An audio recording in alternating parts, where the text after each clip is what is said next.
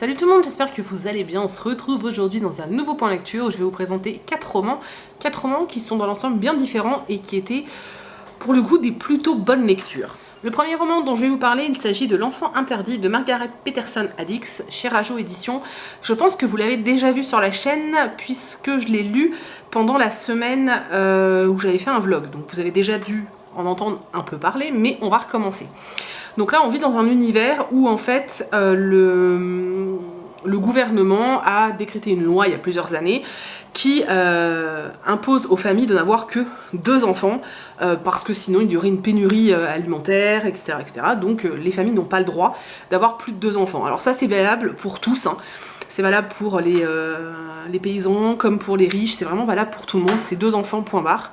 Sauf que nous, on va suivre une famille qui habite à la campagne et qui donc a une ferme et qui ont un 3e enfant qui s'appelle Luc, qui est donc l'enfant qui n'a pas le droit d'exister, donc l'enfant interdit, qui a toujours vécu caché dans la maison parce que c'est le 3e et qu'il n'a pas le droit d'être là. Si on le découvre, la famille risque de très gros problèmes et lui risque d'être abattu. Jusqu'à présent, il a toujours pu sortir à peu près de la maison parce qu'il y avait une forêt en fait à côté de chez eux. Du coup, c'était ses seuls moments de véritable liberté, sauf que le gouvernement a décidé de réquisitionner cette forêt pour construire un lotissement en fait destiné aux plus hauts fonctionnaires du gouvernement. Donc à partir du moment où ces constructions sont là, Luc n'a plus du tout le droit de sortir de chez lui. Il n'a même plus le droit d'aller dans la cuisine, il doit vraiment rester cantonné au grenier parce que ses parents ont vraiment trop peur qu'il se fasse, qu'on le voit en fait. Luc va vraiment très mal vivre cette situation parce que jusqu'à présent c'est vrai que il mangeait avec ses parents et ses frères, il avait quand même la possibilité d'évoluer dans cette maison qui est quand même une prison quelque part, mais là il a plus le droit, il peut plus rien faire, il le vit très mal, donc il reste enfermé dans son grenier tout seul toute la journée, à rien pouvoir faire en fait, jusqu'au moment où en fait de la fenêtre de ce grenier, il va apercevoir qu'il se passe quelque chose dans la maison des voisins et que dans cette maison, il y aurait peut-être aussi un autre enfant qui n'a pas le droit d'être là. Et l'histoire commence comme ça. Alors c'est un petit roman, c'est vraiment un très court roman que j'ai dévoré et que j'ai juste adoré. Je trouve que l'histoire, on va dire que ça reste quand même une dystopie et clairement cette dystopie est géniale, je trouve l'idée mais vraiment hallucinante, j'ai adoré. Alors après le problème c'est qu'effectivement comme c'est à partir de 11 ans, ça reste vraiment très survolé. Toute l'histoire du gouvernement, tous ces trucs là, c'est pas vraiment abordé, il y a beaucoup de choses qu'on ignore et c'est dommage parce que ça aurait pu être creusé, je pense qu'il y avait matière à faire un truc de fou en fait, si ça avait été destiné aux plus âgés.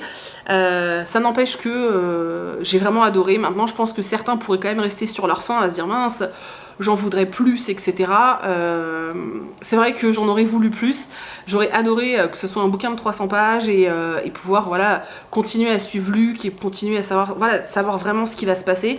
Surtout que la fin, je trouve, appelle à une suite. Alors, ça reste une fin, c'est une vraie fin, mais qui est quand même une fin ouverte. Et je pense que ça appelle quand même à quelque chose derrière. Et c'est vrai que j'aimerais beaucoup pouvoir continuer à le suivre et bon maintenant je le suis dans ma tête, j'allais dire, je passais pour une schizo, mais je m'imagine vraiment en fait ce qui se passe derrière et voilà, mais c'est un petit bouquin que je vous conseille vraiment pour les pré-ados. Je trouve que c'est vraiment génial parce que c'est un pied dans la dystopie, c'est vraiment un chouette roman et je vous le recommande de tout cœur. Je vais ensuite vous parler de Ceux qui n'ont pas pu nous prendre de Ruta Sepetys. J'ai enfin sorti ce livre, ça fait une éternité que j'ai envie de découvrir la plume de cet auteur. Et voilà, j'ai enfin sorti ce livre. Il est très dur à lire. Ça se passe au départ en Lituanie. On suit une famille dont fait partie Lina, donc, qui est une jeune adolescente. Et en fait, dans les années 40, pendant la guerre, ils vont être déportés. Je pense que c'est réellement ce qu'on peut dire. Ils vont être déportés simplement parce que la Russie veut récupérer des territoires. Donc on va suivre Lina et sa famille qui subissent donc cette déportation, qui vont dans des camps de travail et qui vont passer beaucoup de temps dans les trains, tout ce qu'on peut vivre pendant une déportation. J'ai trouvé le récit assez dur. ouais, j'ai trouvé que c'était assez dur et assez sombre parfois, malgré le fait que c'est loin d'être un des plus durs sur le sujet que j'ai pu lire. Maintenant, ce que je trouve super intéressant, c'est qu'on voit un autre versant en fait de la guerre, parce que c'est vrai que les trois quarts, en tout cas moi ceux que j'ai lus et les plus connus, les trois quarts des romans qui parlent de déportation, ça parle principalement des déportations, de la déportation des juifs, ça parle principalement des camps de concentration et des juifs qui ont dû fuir à cause des Allemands. Là on est vraiment dans autre chose, on est vraiment avec ces pays proches de la Russie qui sont envahis par la Russie et qui de toute façon eux aussi sont déportés vers des goulags, vers des camps de travail.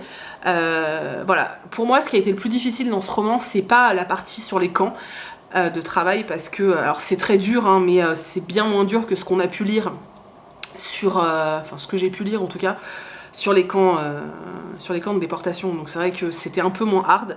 Par contre, toute la partie qui concerne le trajet et le train, je l'ai trouvé hyper poignant, c'est vraiment un truc que j'ai trouvé très fort, et il y a une très belle histoire qui lie Lina à un autre personnage, à son frère déjà, que j'ai trouvé très poignante, à un autre personnage aussi que j'ai beaucoup aimé. Et ce qui est assez fort dans ce roman, je pense que c'est ce que l'auteur a vachement mis en avant, au-delà du fait de la douleur, le fait d'être retiré à un endroit que vous aimez, d'être séparé des gens que vous aimez et de vivre l'enfer, elle montre vraiment l'entraide qu'il peut y avoir entre les gens, entre des gens qui sont totalement différents, qui ne se connaissent pas et qui ne se doivent rien finalement. Et c'est un joli message d'espoir en fin de compte, parce que voilà, on se rend compte que malgré les horreurs, certaines personnes ont assez de cœur en tout cas pour s'épauler et essayer de survivre ensemble, donc c'était plutôt chouette. Ça reste quand même très jeunesse, alors c'est vrai que c'est la collection Scripto, mais ça reste quand même très jeunesse dans le style. Je pense que je vais tenter, puisque de toute façon je les ai dans la palle, donc je vais tenter les autres titres de l'auteur. J'ai Big Easy et l'autre là, celle de nos larmes, donc je pense que je vais les lire parce que j'ai quand même beaucoup apprécié sa plume. J'aime bien la façon dont elle traite les sujets, donc voilà, je pense que je vais m'y intéresser. Maintenant, voilà, si vous avez envie de lire un livre qui parle de déportation mais sous un autre point de vue, donc pas ce que je vous disais, pas avec les Allemands, mais là du coup avec les Russes, ça peut être plutôt pas mal. Et puis bon, je pense que lire ces romans, après il y a des gens qui sont trop sensibles et qui n'y arrivent pas, mais c'est vrai que lire ce genre de roman, ça reste quand même un devoir de mémoire, donc je trouve ça super important. Ouais, sauf que là, c'est pas vraiment une histoire vraie, elle s'est inspirée de l'histoire de son père et de certains témoignages. Maintenant, c'est pas son témoignage comme on peut avoir dans, par exemple, Si c'est un homme de Primo Levi, où là, c'est level au-dessus, quoi. Mais bon, voilà, ça reste quand même un très bon témoignage, entre guillemets, de ce qui a pu se passer, donc pourquoi pas. On va maintenant parler de La fourmi rouge de Émilie Chazeran, aux éditions Sarbacane. J'ai juste surkiffé le style de l'auteur. Voilà, je peux pas vous dire autre chose, c'était incroyable. Je trouve que elle a une plume, mais tellement, je sais pas, c'est tellement marrant, avec des sarcasmes, de l'ironie, c'était vraiment super drôle. Moi, je me suis éclatée. Donc, dans cette histoire, on va suivre une jeune fille qui s'appelle Vania Strudel. Voilà, déjà, elle a un nom qui n'est pas aidé, qui l'aide pas. Elle a un œil qui dit merde à l'autre, enfin, elle a un problème à un œil. Du coup, c'est vrai qu'elle est un peu la bête noire à l'école, sauf qu'elle a son meilleur pote, qui est aussi la bête noire de l'école, donc bon, ils s'en sortent tous les deux. En plus, son père il empaille des animaux, c'est son métier. Donc autant vous dire que c'est pas forcément des potes, hein. Elle habite dans une cité où tous les gens sont super chelous. J'ai adoré l'ambiance qu'il y avait dans cet immeuble. Tu te dis mais ça a l'air trop bien, enfin voilà, les gens ont l'air complètement dingues, mais en même temps c'est de la gentille dinguerie, vous voyez. Vania est super drôle, parce que il y a de l'autodérision à fond dans ce roman, quand elle te dit que voilà, elle porte le nom d'une serviette hygiénique, que c'est juste pas possible, que enfin c'est tout le long du livre, c'est que ça en fait, c'est de l'autodérision constamment de la part du personnage, donc de la part de Vania. Et c'est une jeune fille qui se laisse souvent faire, donc qui est une petite fourmi noire, jusqu'au jour où elle reçoit un mail d'une personne qu'elle ne connaît pas, enfin elle ne sait pas qui a envoyé ce mail. Et ce mail lui dit qu'en fait, il serait peut-être temps qu'elle devienne la fourmi rouge et qu'elle se laisse plus faire. Et ça va un peu tout chambouler.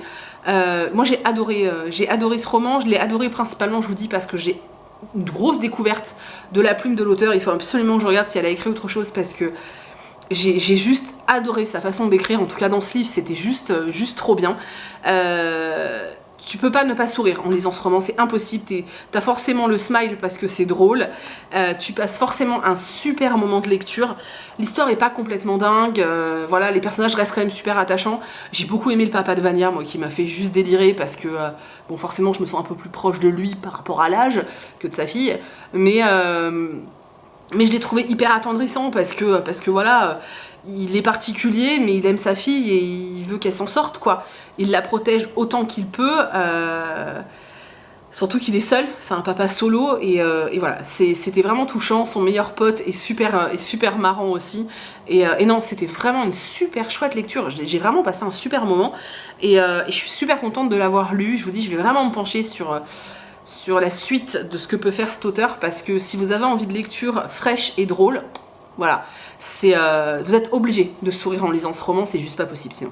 Voilà, sinon c'est que vous avez absolument pas d'humour, je veux dire. Voilà. Puis j'aime bien la couve, voilà. Je vous ai dit, j'aime de plus en plus les éditions Sarbacane, je trouve que... Ou alors c'est juste moi qui me penche plus dessus et qui découvre plus, mais pour l'instant tout ce que j'ai lu de chez eux c'était des réussites, donc je continue. Le dernier roman dont je vais vous parler, c'est un livre que, a priori, je n'aurais pas dû lire, parce que c'est absolument pas le style de lecture que j'aime, une fois que je l'ai attaqué, je pensais pas accroché. Je dois dire que ça m'a tellement perturbée que je vous ai fait des stories tout le long de ma lecture parce que je comprenais pas pourquoi j'aimais autant ce livre, parce qu'il y a plein de critères et de choses que je déteste, voilà, dans ce roman. Je vais vous parler de Ruine, qui est le tome 1 de la saga Les Écorchés de Tidie Cole, qui est de la... je sais pas si c'est vraiment de la dark romance, mais on est quand même pas très loin. Ce que je regrette quand même, c'est qu'il n'y a pas d'avertissement sur ce roman, alors qu'il y a des scènes qui sont... Il y a des scènes violentes, au niveau violence pure et dure, tu vois, comme ça. Et puis il y a des scènes de violence sexuelle, clairement, il y a des scènes de viol. Donc je pense que, warning quand même, si t'as pas 18 ans, tu passes ton tour, tu t'intéresses même pas à ce roman, c'est pas pour toi. Et encore 18 ans si t'es pas sensible, parce que sinon ça va pas être possible. Alors, dans ce roman, en fait, on va suivre deux personnages principalement. Dans un premier temps, on va suivre un jeune homme qui s'appelle 818, qui n'a pas de nom. Et en fait, dès le prologue, nous, on rencontre ce personnage qui est emmené dans ce que ses bourreaux vont appeler l'enfer. Lui, il sait pas trop qu'est-ce qu'il fait là, il sait pas pourquoi il est là, il comprend pas ce qui lui arrive. Et on va lui dire, voilà, t'es là, tu vois la cage là-bas, c'est là-dedans que ta vie va se passer maintenant. Dans cette cage, tu vas devoir soit mourir, soit tuer. Et on va le dresser, parce que c'est vraiment ça, pour qu'il devienne ce personnage 818 et qui puisse se battre en fait dans cette cage qui n'est autre qu'une prison clandestine géorgienne, un espèce de goulag des temps modernes, on va dire, et qui est juste clairement l'enfer. Donc nous on suit ce personnage qui va pouvoir je vous explique pas trop comment, sortir de cette prison, et qui va n'avoir qu'une seule idée en tête, c'est de se venger de la personne qui l'a envoyé là. À côté de ça, on suit une jeune fille qui s'appelle Kissa, qui est la fille du grand chef de la Bratva. Donc la Bratva, c'est la mafia russe, donc à New York. Donc voilà, c'est l'héritière, c'est la fille du chef. Son frère jumeau est décédé quelques années avant, donc elle est voilà, la seule héritière, et elle est promise en mariage à Dubrov, qui est en fait le fils du bras droit du chef de la Bratva.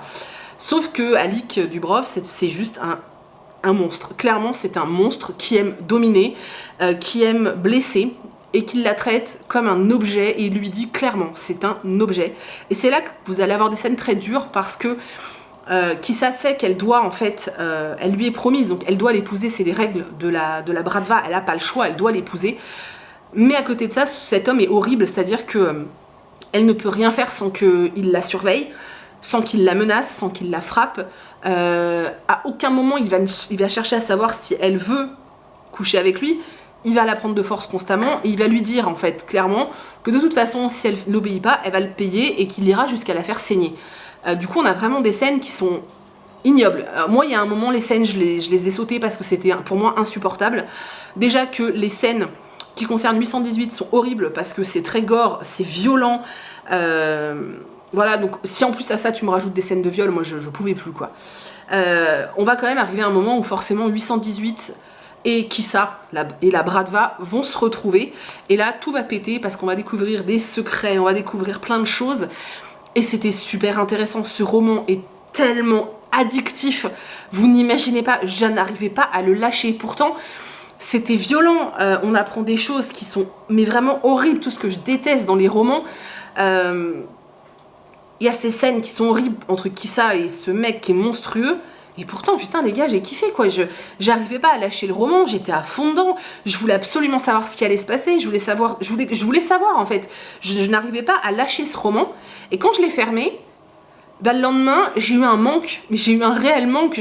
J'étais pas bien, j'étais en mode, mais je lis quoi maintenant à ce niveau-là? Voilà, entre-temps, j'ai lu le tome 2. Je vais bientôt vous en parler. Ouais, non, c'était compliqué. Voilà, mais j'ai adoré. Maintenant, je sais pas si je peux vraiment le conseiller parce que c'est vrai que c'est pas pour tout le monde en fait. C'est vraiment pas pour tout le monde. Si vous avez envie de tenter le coup, allez-y parce que c'est vraiment addictif. Hein. Par contre, vous le lâcherez pas. Vous ne lâcherez pas le livre, c'est impossible. Je crois qu'il y a ce côté un peu pervers et malsain qu'on a un peu tous. Vous savez, comme quand il y a un accident de voiture, vous pouvez pas vous empêcher de regarder. Là, c'est un peu pareil. Tu sais que c'est ignoble, il se passe des choses dégueulasses, sauf les scènes de viol que moi je sautais, mais les autres scènes. Elles sont dures, voilà, mais malgré ça, tu regardes en fait, tu lis, tu veux savoir, c'est un truc de fou, c'est un truc de fou, voilà. Cette saga est en train de me bouleverser et de m'étonner parce que c'est vraiment pas le genre de romance que j'aime et pourtant là, j'arrive pas à lâcher. Donc voilà, si vous avez envie d'essayer quelque chose de sombre, où il y a quand même une belle histoire d'amour, parce qu'il y a quand même une belle histoire d'amour, essayez, pourquoi pas. Maintenant, je peux vous assurer que voilà, ça se passe quand même avec la Bratva, donc la mafia russe, et les clans géorgiens, donc c'est vraiment pas... Voilà, c'est un peu gore quand même, hein, mais moi j'ai kiffé. Donc voilà, ça en est tout de ce point lecture, j'espère vraiment que la vidéo vous a plu. N'hésitez pas à me dire dans les commentaires s'il y a l'un de ces titres qui vous intéresse. Comme vous avez pu voir, ça a été vraiment des trucs bien différents, quoi. On est passé d'une petite dystopie mignonne à un petit livre jeunesse hyper drôle, à un truc bien hardos, donc voilà. Mais ça fait du bien, je trouve ça assez sympa quand ça varie comme ça, donc c'était cool. N'hésitez pas à me dire du coup s'il y a un de ces titres qui vous intéresse ou s'il y en a un que vous avez lu. Est-ce que vous avez lu la saga Les Écorchés? Est-ce que vous aimez cette saga? Parce que j'ai l'impression d'être un peu chelou, tu vois. Donc rassurez-moi. N'hésitez pas à me laisser donc du coup des commentaires, j'ai hâte de vous lire, j'attends de voir vos petits pouces en l'air. Et je vous dis à demain dans une nouvelle vidéo. Salut!